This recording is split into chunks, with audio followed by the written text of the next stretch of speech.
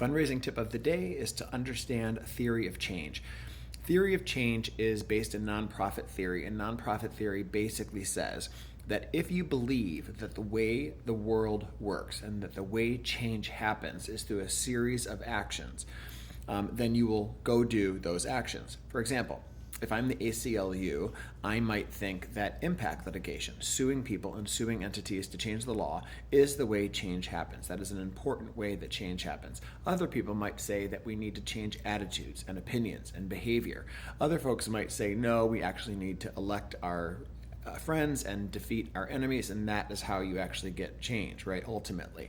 Other folks might think that you have to change the entire electoral system. However you believe change happens, that is your theory of change. And then you run programs. That's what basically nonprofits do. They run programs and activities to test their theory of change. No one ever explains this simply to folks, but that's basically what a theory of change is. So if you want to develop a theory of change, or if you haven't developed a theory of change yet, it is helpful in fundraising to have one, because when you're talking to donors and you're talking to funders or whoever, they might ask you for one. Some foundations will ask you for your theory of change. In my 20s, I thought this was social worky, sort of like, woo-woo, sort of like out there sort of things to ask for, but I gradually understood what theory of change meant.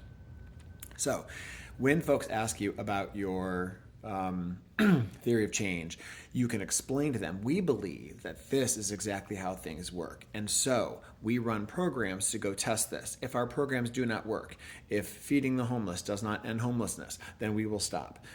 If we don't believe that impact litigation actually changed the law, we will stop and run new programs. So it informs your donors and your stakeholders that you know what you're doing and that you are actually using your programs as a way of testing and evaluating and seeing what works and what doesn't work. It makes you look smarter, it makes you look more sophisticated, and that is how you use a theory of change in your fundraising. Thanks.